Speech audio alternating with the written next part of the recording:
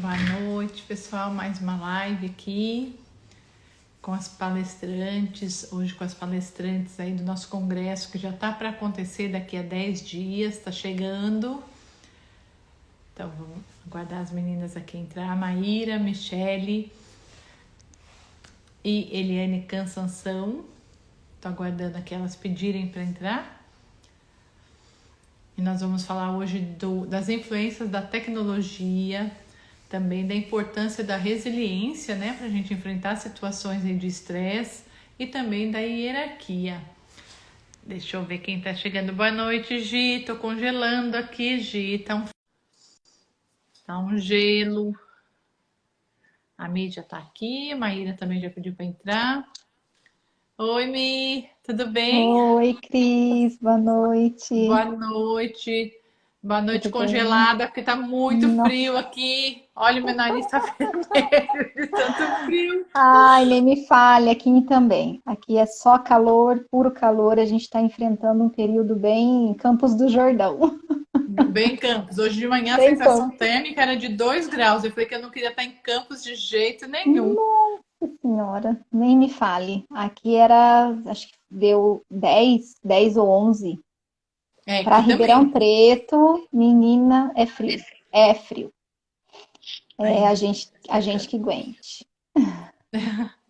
a Gi falou, bora tomar um cafezinho. Vamos tomar um cafezinho. Aí a gente não dorme e se esquenta Pois ainda. é, isso aí. Eita, Oi, Eliane, tudo bem? Boa tudo, noite. boa noite. Já sei que estão todas Hum. congeladas. Todas congeladas. Ó, porque meu nariz tá Nossa, vermelho de frio. Eu tô toda... muito E ó, o bem. frio não passa, não. Não passa. E diz que essa noite vai ser mais fria, né? Nossa, eu espero que a semana que vem esteja melhor, né? É, parece que vai ficar melhor. Se bem Vai que a gente vai estar. estar todo mundo junto, vai ter mais Não vai calor estar, humano não, também. não vai estar como está essa semana, mas parece que para a próxima semana está melhor. Um pouquinho melhor. Aí o pessoal que É, vem para São Paulo vem menos assustado. já Porque a pensou? Sai Carol de que vem da Bahia 26, já tá. sim, sai de 26, 28, pegar aí quase sensação térmica. Dizem que vai dar quase de zero, né? Nossa, Então, não vai ser tão simples. não. A gente põe um monte de casaco e vai, né? Sim, tem que se Isso agasalhar. aí. A Para Maíra, não não sei ter. se. Deixa eu ver. A Maíra não pediu para entrar ainda. Deixa eu ver.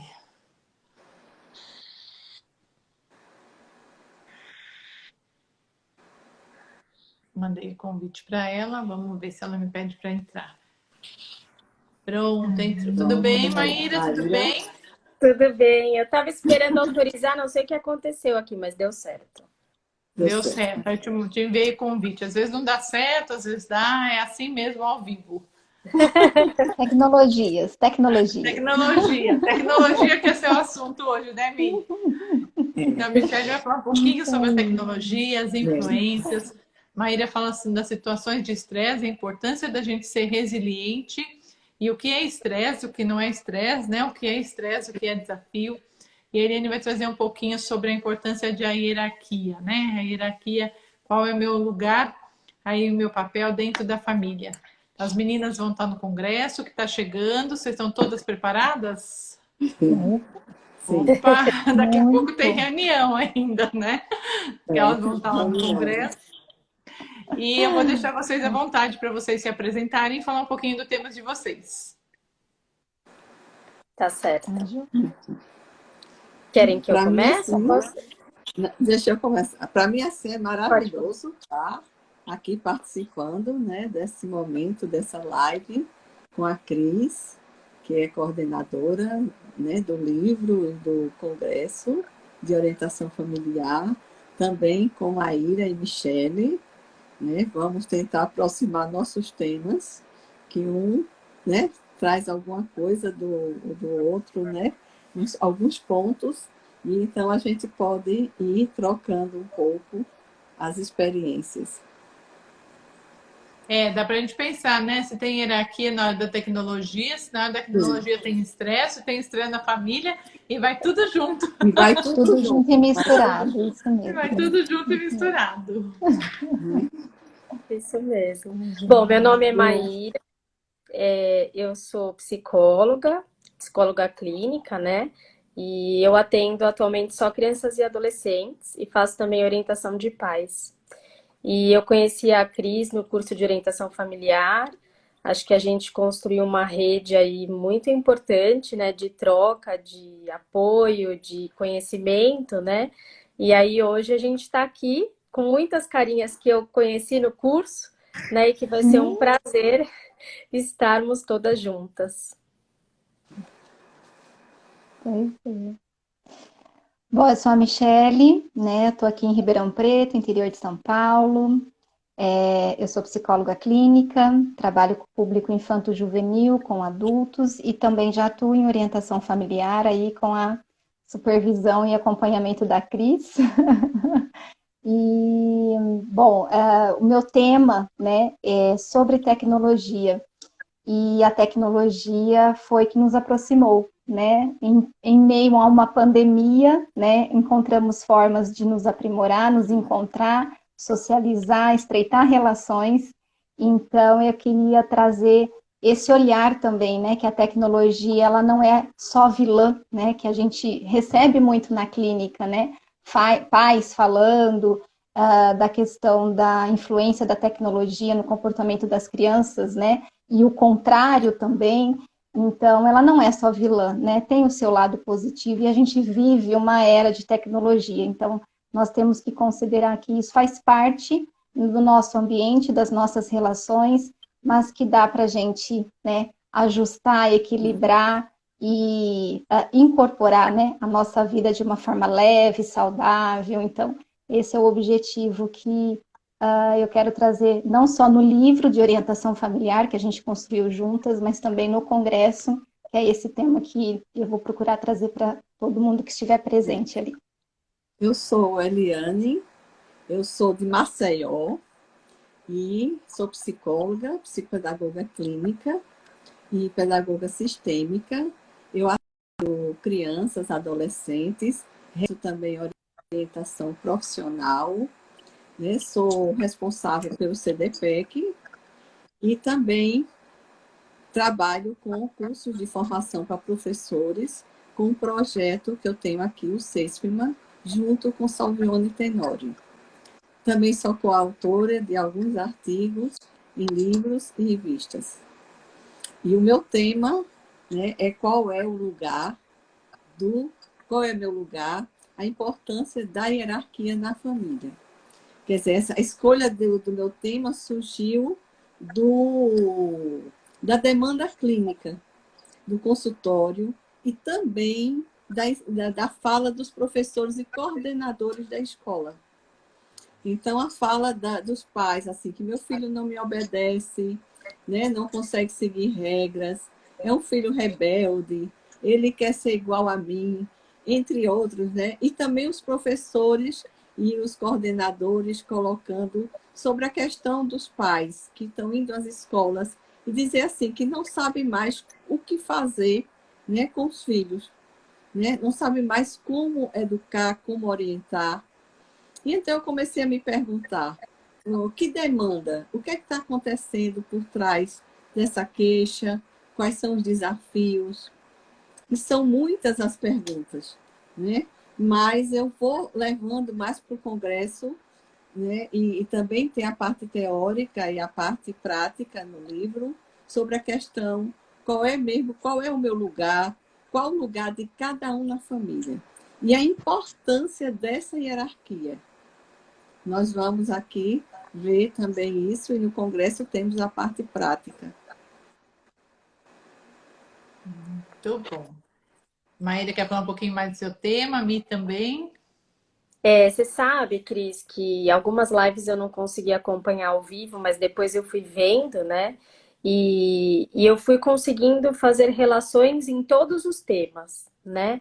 Então, quando as meninas trouxeram a questão do luto, quando elas trouxeram a própria prática, né, parental e todos os desafios que envolvem, enfim, divórcio, tudo que foi surgindo, né? Eu fui pensando que está relacionado à questão do estresse e da resiliência, né? E que muitas vezes a gente, enquanto pais, né, a gente, no desejo de proteger os nossos filhos de tudo, a gente acaba tendo práticas que não favorecem o desenvolvimento dessas habilidades, né? E também, assim, aquelas emoções, né, que você sempre fala, né? Aquelas emoções proibidas naquela família, né? Que não são ditas, que não são conversadas. E que isso, para a criança, ela vai pegando informações muito fragmentadas do que está acontecendo, mas ela tem essa percepção, né? E ela vai fantasiando em cima daquilo e criando até uma questão de sintomas mais ansiosos, porque ela não consegue lidar e ela não tem espaço para lidar com aquilo, né? Então, eu acho que quando a gente é pai e mãe, querendo ou não, a gente tem sempre dois olhinhos, né? Seguindo a gente, vendo muito como que a gente reage em cada situação. E muitas vezes a gente também não sabe lidar com as nossas questões, com os nossos desafios e estresses mais diários mesmo, né? Que são favoráveis para o desenvolvimento dessas habilidades. A gente não está falando de um estresse mais crônico, né? De uma situação em que a gente é exposta muito tempo, né, a esse estresse, mas a gente está falando de um estresse saudável do dia a dia que ajuda que a gente desenvolva essas habilidades. Então, uma vida, né, que não acontece nada, que é impossível, né, ela não favorece isso. Então, existem desafios importantes, como a entrada numa escola, né, ou uma troca de escola, ou uma troca de cidade, né, ou até mudanças na configuração familiar, como um divórcio, por exemplo, que são situações importantes para a gente conversar com os nossos filhos. Mas isso vai depender como a gente conversa com a gente, né? Como a gente tem isso enquanto criação, né? Que a gente carrega, não tem muito jeito, né? Então, como a gente vai cuidar da nossa criança? Então, eu achei muito interessante, por mais que hoje nós três estejamos aqui porque precisa dessa divisão, eu acho que os temas eles vão se relacionando de uma forma muito bacana, né? Obrigada. Exato. Então, acho que vai ser um momento muito incrível de troca e acho que quem puder estar presente vai conseguir fazer muitas relações, né? Tanto profissionais quanto pais mesmo, né? Para a gente entender que em nenhum momento a gente aponta o dedo, mas a gente convida para reflexões, né? Para aquilo que faz sentido para cada um de vocês, né? Para que a gente possa pensar em outras formas da gente exercer algumas práticas que muitas vezes a gente não consegue, né? Por um monte de questões. Então, é isso. Eu queria dizer que eu achei muito bacana o quanto as coisas foram interagindo e que eu fui conseguindo pensar em várias coisas. A Denise está perguntando como a gente conversa com a gente. Como é? Olha, na verdade, eu vou puxar a sardinha para o nosso lado, né? Eu acho que quando a gente é adulto, né, a gente vai muito para terapia, né? Alguns por autoconhecimento, né? Isso seria o ideal, né? Mas a gente acaba procurando a psicoterapia mais quando a gente tem mais problemas, né? E eu acho que esse é um momento muito importante, porque é um profissional que vai ter um olhar completamente diferente, que não vai nos julgar, né?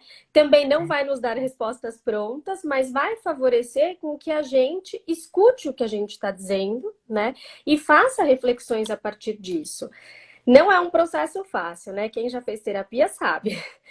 Mas eu acho que é muito importante para que a gente consiga conversar com a gente. Então, acho que isso é uma coisa geral, né? Mas quando a gente é pai e mãe, né?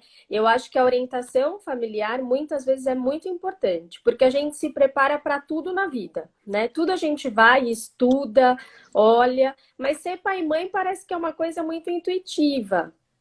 E não é só, né? A gente precisa entender o que a gente traz aí de heranças comportamentais também, né? E se rever o tempo inteiro, né? Acho que é tirar o chicote, né? Mas se abrir para rever as nossas práticas, entender um pouco do nosso estilo parental e usar isso ao nosso favor, né? Então, acho que isso é muito importante.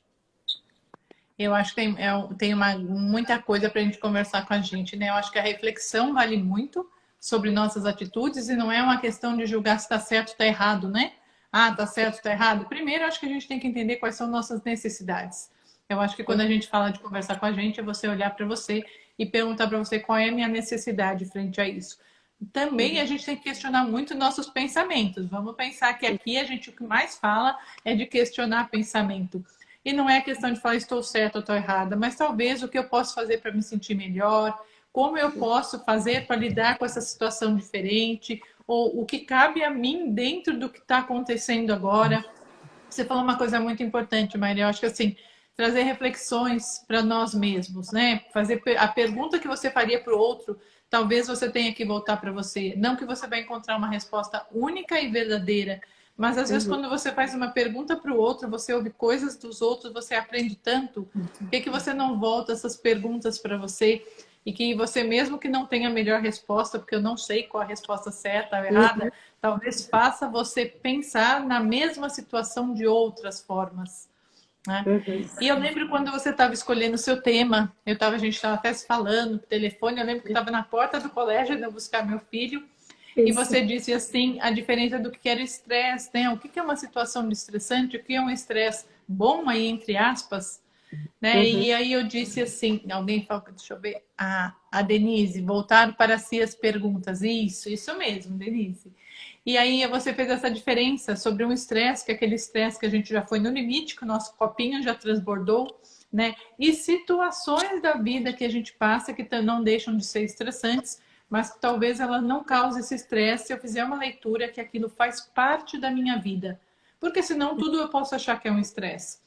Eu posso achar que ir para o trabalho é um estresse, eu posso achar que estudar para uma prova é um estresse. Então, você falou muito legal isso para mim, né? Até foi aí que você definiu o seu tema.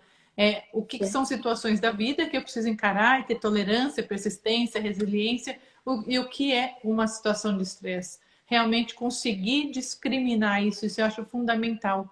E a gente está pensando nisso. Então, a gente pensa, né? O que é um problema mesmo, uma situação estressante, ou o que é um desafio que eu tenho que passar. Então, eu acho que isso faz bastante diferença quando a gente passa a fazer a leitura adequada da situação. Né? Lógico, às vezes a gente está estressada porque a gente já esgotou, né? Muitas coisas. Mas às vezes faz parte da vida. Sim. E é uma leitura verdade, importante. perdão. Não, é só até para complementar esse raciocínio, né? Como você bem colocou, Maíra, dessa questão da própria história, né? Que a gente tem as nossas histórias, né? Viemos de ambientes ali, de criações, né? E de experiências, e tudo isso faz parte da gente enquanto pais também, né? Mas tem até uma frase que eu coloquei no meu capítulo pensando nessa questão, né?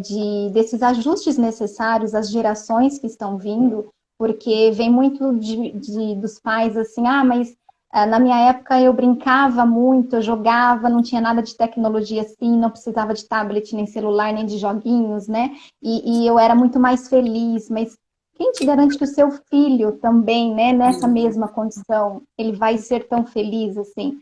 E até tem uma frase que eu queria trazer que é: uma década se diferencia de outra e todas as épocas possuem orientações profundamente diferentes quanto ao significado da vida.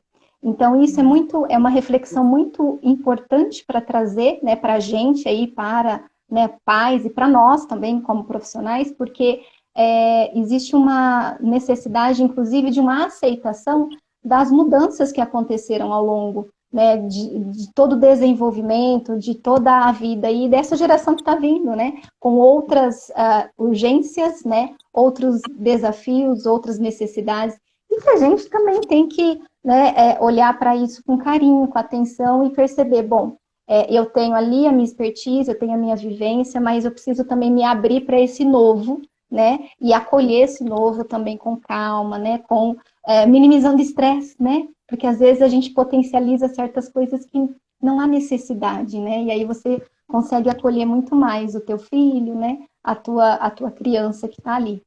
Então eu E queria não fica só... tão estressado, né? E E não fica tão descobre estressado.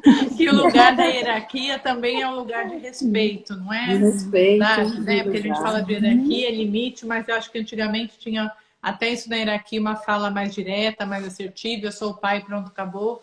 E hoje a gente vê que essa hierarquia é com um pouco mais de respeito, gentileza e talvez menos estresse, né? menos estresse. O que a gente observa é que, devido a essas mudanças de mundo, e vivemos esse momento atípico de pandemia, e ainda estamos vivendo, houve uma mudança muito grande, um impacto muito grande na humanidade, porque a gente nunca está preparada para tudo, muito menos para uma pandemia. Então, isso gerou um estresse.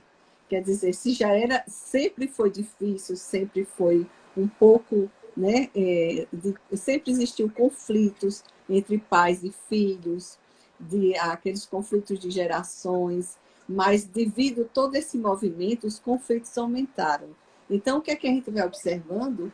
Que cada vez está ficando mais difícil, né, ser pai e mãe hoje.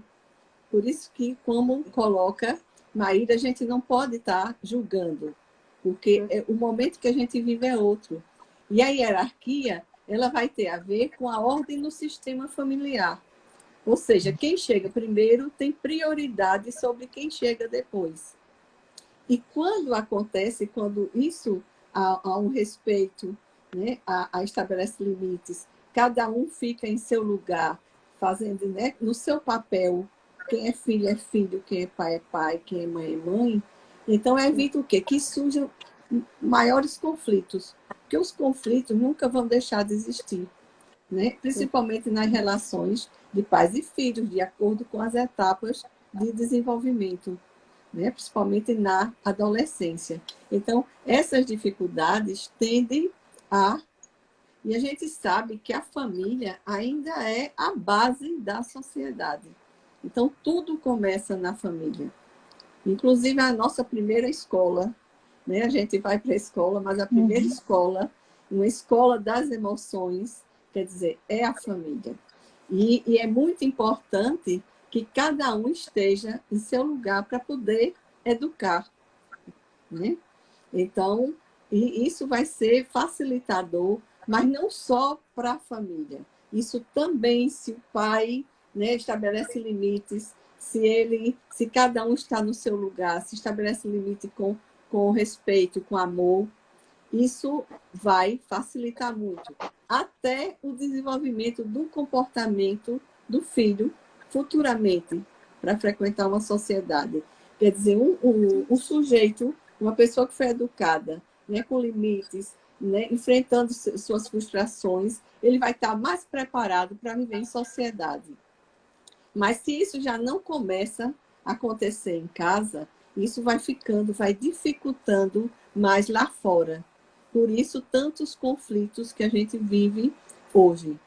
E a hierarquia é muito importante, né? Muito importante para evitar que as coisas, as relações entre os pais e os filhos, elas fiquem com um conflito maior, uma dificuldade maior. E para isso, o que é que a gente vê? Esses pais, eles têm que estar fortalecidos com essas mudanças de mundo, né? O pai também tem que estar preparado, tem que ter uma orientação, tem que estar informado, né? Tem que tomar consciência de tudo isso que está acontecendo, tá entendendo? Para poder educar os filhos, para poder enfrentar esses desafios da vida. E eu acredito que o futuro mesmo vai ser muito desafiador, porque as mudanças que a gente vive hoje são grandes. E a tendência é de tudo isso ficar mais complexo. A gente vive um momento de muitas incertezas. Então, esses pais têm que estar preparados, têm que estar no lugar deles de adultos para poder fortalecer também esses filhos terem uma boa referência. Perfeito. Mi, e aí com tudo isso, ficamos na pandemia, dentro de casa, pai misturado com filho, com vô, com vó, passando estresse e ainda com a tecnologia, com pandemia e sem pandemia. Fala um pouquinho, Mi. Pois é, Cris. Então, esse ambiente, né, que fomos obrigados aí, né, a transitar aí por um período até extenso, um ambiente bastante limitado mesmo, né, muito privado de estimulações diferentes, que a gente estava muito acostumado a sair, socializar, né, participar de momentos de interação, e aí você se vê, né, fechado ali e tendo que cumprir, né, com propostas, né, que até então não eram propostas para os pais, né, função de educador, função de orientar ali questões, né, práticas do dia a dia, ter que trabalhar no mesmo ambiente, então transitar num ambiente único, né, que esse ambiente ele acabou virando um ambiente para tudo, né, para o lazer, para o trabalho, para a educação, né, da aprendizagem, para tudo aquilo que era possível no momento, trouxe aí, né, escapes, vamos dizer assim, formas, né, de lidar com essa situação que foi o que foi possível, né, mas que a gente percebe hoje que teve um impacto bastante grande nas crianças de uma forma geral e nessa parentalidade, né, porque muitos pais trazem, eu precisava trabalhar, eu precisava produzir, eu tinha que tá ali diante das demandas da empresa, então minha única alternativa naquele momento era oferecer o celular, o tablet, a TV, né? E para a criança isso, né? Principalmente crianças em idade latente, 4 a 11 anos ali, que é uma fase de desenvolvimento que eles não conseguem ter essa cognição também desenvolvida, ainda está em fase de desenvolvimento, né, de seleção daquilo que é prazeroso, do que não é. Esse movimento é muito fácil para eles, né, muito gostoso. É uma forma de ter controlabilidade sobre os próprios prazeres, né? Então a gente vê isso muito evidente que agora é muito difícil você romper, né? Por que lá eu podia ficar ali passeando, assistindo o que eu queria, né? Sendo reforçado constantemente, porque gostava do desenho, quando eu não gostava eu mudava, eu procurava outra coisa, né? E o olhar dos pais assim, nossa, como ele é inteligente, olha só, ele muda rapidinho, né? Crianças pequenas lá já pular anúncio, né? Nossa, será que já sabe ler? Eu escutava muito isso, né? Não sabe ler, mas ele descobriu, né? Fazendo esse movimento. Então, isso foi, né? Conduzido de uma forma muito natural ali, mas que hoje existe um movimento muito grande de tentar quebrar isso, né? De falar assim, não, agora não pode mais, temos que voltar à vida normal, né? Como é que você quebra isso com uma criança, com um adolescente? Como é que você fala assim, agora não pode mais, acabou, né? Você tem que ir lá jogar futebol, você tem que ir lá para a escola, conviver em sociedade, mesmo com a privação que aconteceu aí durante 2 anos, tem que se readaptar a tudo isso. Então, assim, são desafios muito grandes que a gente encontra e que não dá para ser muito radical, porque existe uma dependência ali, né? Existe uma motivação muito grande para se voltar a esse comportamento. E a gente tem que pegar num processo mais lento mesmo eu brinco até que é um desmame, né? Você tem que ir desmamando a criança da tecnologia, isso não é fácil, não é rápido, é muito difícil. E parte, né, até tomando um pouco do exemplo aí da Maíra e também da Elaine, parte muito dos pais, né? Qual é o modelo que esses pais estão fornecendo para esse acesso? Então, nós vivemos muitas experiências, né, de chegar em casa e você falar para o seu filho, não, agora vai tomar banho, vai cumprir com as tarefas de casa, e você senta no sofá e fica no celular, né? E a criança pergunta, mas eu também quero, né? Não, mas você não pode, eu posso, você não pode, né? Porque eu sou o adulto e você é a criança, tá? Mas a criança não entende, né? Então, como que isso quais são esses combinados, como que isso pode acontecer na dinâmica familiar e quanto isso a gente influencia, que modelo que a gente fornece, né? Mas nós temos aí vários conceitos, inclusive, né? Que eu vejo bem disseminados aí na mídia, inclusive teorias de autismo em função da tecnologia, né? Muitas coisas aí que a gente ainda não tem, né? Pesquisas, evidências, nem nada, mas já saiu o alerta, né? Que nós temos a mudança aí, a atualização do DSM-5, que é o Manual dos Transtornos Mentais, que inclui, né, o game disorder, que é a dependência tecnológica, como um transtorno, né? Então, isso já está documentado, é real, né? Mas a gente tem que ir com calma, porque senão patologiza muita coisa, né? A gente tem que tomar bastante cuidado com isso. E aí Então, tem a Renata comentou aqui, o detalhe é quando os pais trabalham através do celular e do computador. Este exemplo nessa fase não está sendo fácil de lidar. Uhum. Sim, sim, sim. E aí que a gente tem que encontrar, né, alternativas, que sozinhos os pais realmente têm muita dificuldade, né? E Às aí a vezes gente nós pais não tem que temos entrar limites alternativa. também, né, gente? Vamos Uhum, pensar uhum, no limite dos adultos. Eu acho que sim. assim, com a tecnologia que facilitou muita coisa, fez também que a gente não tivesse muitos horários. Então, assim, antes você trabalhava até um certo horário, fechava a porta do seu consultório, do seu trabalho e vinha para casa. Hoje, assim, você acaba trabalhando e você tem essa aquele questão do imediatismo de responder no celular, o horário também. Eu acho que os próprios pais também perderam até a gente como adulto por causa dessa questão de ter responder, a gente acaba ficando disponível por causa de um celular na mão, né? A gente não está trabalhando, mas a gente está disponível, que as pessoas mandam mensagem para a gente. Então a gente também não consegue colocar esse limite no adulto. O adulto também precisa olhar o seu próprio Uhum. limite. O que não é Eu, fácil. A gente está falando das crianças, mas não é fácil também para os adultos. Não, eu não, não, penso não. que a gente tem que aprender a usar a tecnologia a nosso favor, né? E os pais, né, nesse lugar de adultos, de autoridade, eles podem orientar também os filhos e podem até explicar também por que estão, porque eu mesmo nunca usei tanto tecnologia, né, como nesses últimos 2 anos com a pandemia. E isso não quer dizer que é uma coisa ruim, mas a gente tem que estabelecer também até um limite com a gente mesmo, né, nesse momento. É. Agora, que a tecnologia, as novas tecnologias são fantásticas, e já existe pesquisa na Espanha que o problema de saúde mental não está tão grave, né, por conta da tecnologia, que as pessoas conseguiram se comunicar através, né, da tecnologia. Então, a gente tem que ver os pontos e tem que ver a questão do equilíbrio, né, de manter um equilíbrio sobre o uso da tecnologia.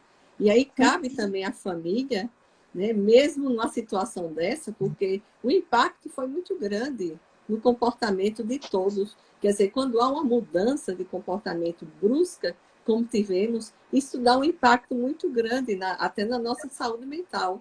Daí a Questão Mundial de Saúde falar sobre que tem que se agora ter um olhar para a saúde mental mundial, né?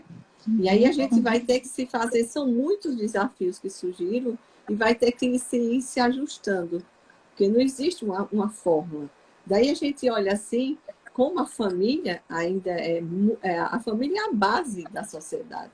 Então, a questão da orientação familiar é básica, da orientação aos pais, de como ir conduzindo, porque já vinha um pouco difícil, mas com todo esse impacto, os pais se sentem ainda sem saber o que fazer. Mas são fundamentais, a orientação é fundamental para que eles consigam vislumbrar um caminho, e cada sistema familiar, cada família é única no mundo. Cada uma tem sua história, tem, né? A história dos antepassados, Vocês né? vão Como contar tudo viveram. aqui, né? Vocês não vão deixar nada para o Congresso, não, Eliane? Você vai Então, contar isso tudo é aqui, o povo nem vai mais fundamental. lá te ver. Eu acho o Congresso, depois eu concluo aqui. Pois Eu é, queria menina. só, Deixa eu. Não, Vamos lá, pode Maíra. completar. não, eu queria só acrescentar, né, enquanto vocês estavam falando, que assim, a tecnologia, né, como vocês estão dizendo, a tecnologia ela tem dois lados, né? Acho que um lado a gente tem uma geração menos tolerante no sentido da espera, porque com um clique tudo se pula, né? Então a gente vê as crianças menores.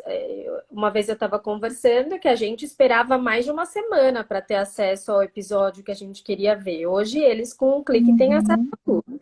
Mas a gente pode compensar isso na presença e em situações que envolvem esses processos em casa. Então, quando as meninas falaram da alimentação, a alimentação não tem coisa melhor do que isso. Você vai preparar um bolo, tem todo um processo, tem a espera. Então, a gente pode proporcionar outros momentos que vão desenvolver essas habilidades que eles estão num mundo que a gente não consegue tirar, né?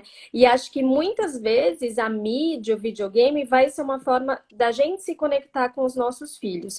Porque às vezes a gente acha chato, tudo que, principalmente adolescente, né? e a gente se afasta dos interesses deles. Então, também pode ser um meio de conectar, né?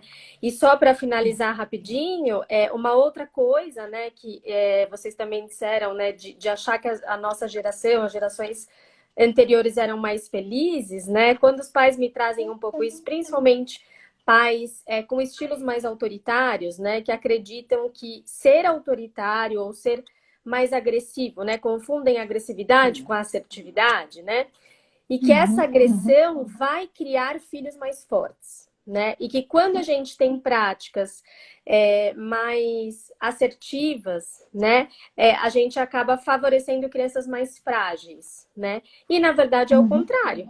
Né? Então eu sempre digo para eles, poxa, se fosse assim, né, que eles falam, olha, meu pai bateu, meu pai fez tudo e olha, eu sou uma pessoa boa, Como né? eu tô, A gente né? Tenho tá questionando, sucesso, né? exato, e não estamos questionando isso.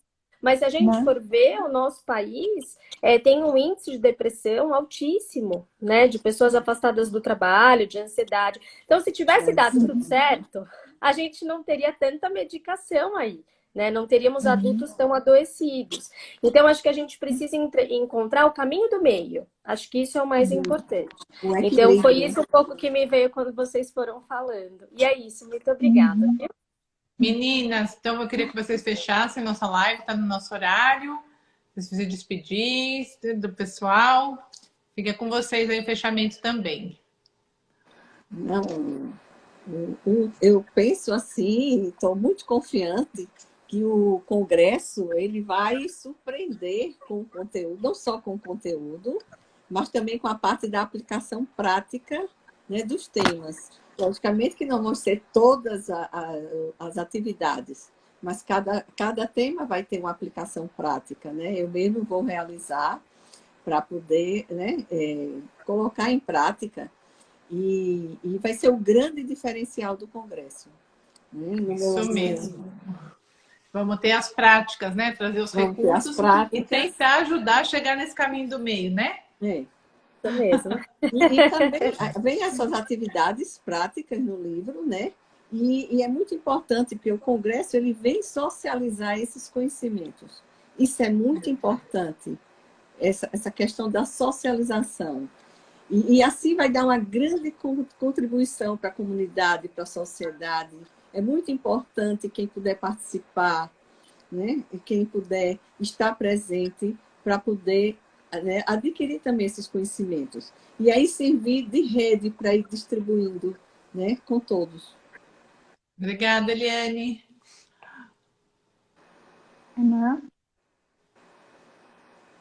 Maíra?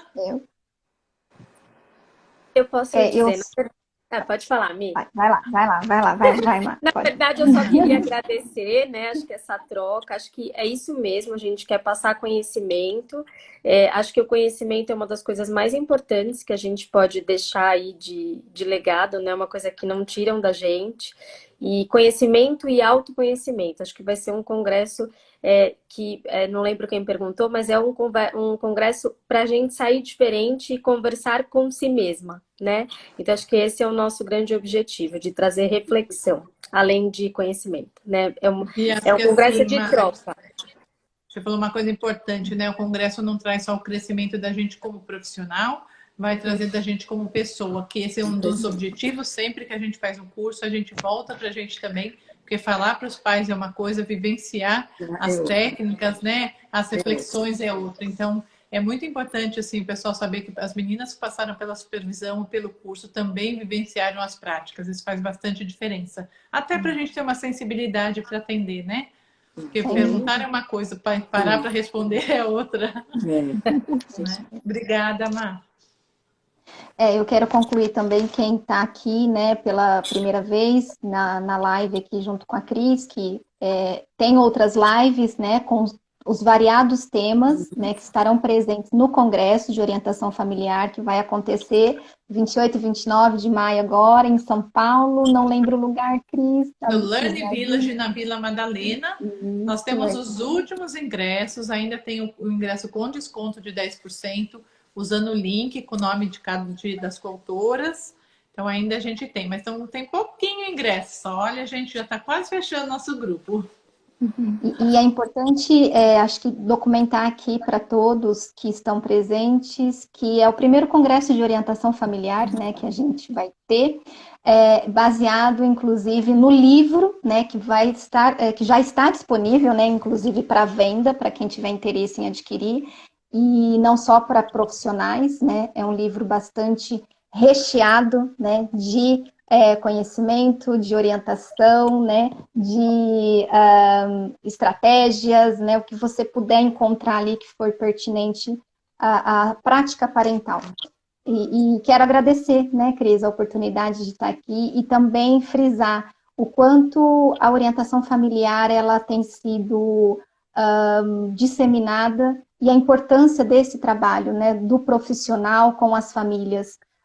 A gente consegue fazer um trabalho bastante complementar, generalista, organizado, minimizando, inclusive, muitas angústias e situações que talvez eram atribuídas ao filho ou só ao pai, né? E aí você consegue fazer essa integração e olhar para esse ambiente, né? Como a Elaine trouxe muito bem, é um ambiente que é importantíssimo, né? Que é a base da nossa estrutura, que tem que ter um olhar carinhoso, tem que ter uma participação muito grande de todos os envolvidos, sendo todos eles membros pertencentes a esse ambiente, e que todos têm suas opiniões, têm as suas angústias, né, têm suas emoções ali, que a gente tem que validar. E eu acho que é um caminho, assim, que é muito promissor, não só no trabalho do psicólogo, né, mas de uma forma geral para quem trabalha com saúde e saúde mental, principalmente, eu dou muita ênfase e acho muito pertinente. Então, fica aqui meu agradecimento à Cris, que trouxe essa ideia para a gente e que o quanto isso é importante na nossa dinâmica, no nosso trabalho e também nas nossas relações humanas, o quanto isso melhora, né, o nosso desenvolvimento nas nossas relações. Tá Eu tenho como propósito, como objetivo, criar essa rede de profissionais aí maravilhosas, pessoas comprometidas, para que a gente possa colaborar e ajudar cada vez mais as pessoas e que vocês também possam fazer isso e uma transmitindo o conhecimento para outra e a gente vai formando ainda uma grande rede aí do orientação familiar. A orientação familiar vai ter o congresso, tem o livro, tem o curso, tem uma especialização em orientação familiar, tem outros, tem a supervisão. Eu trabalho nisso só há 23 anos.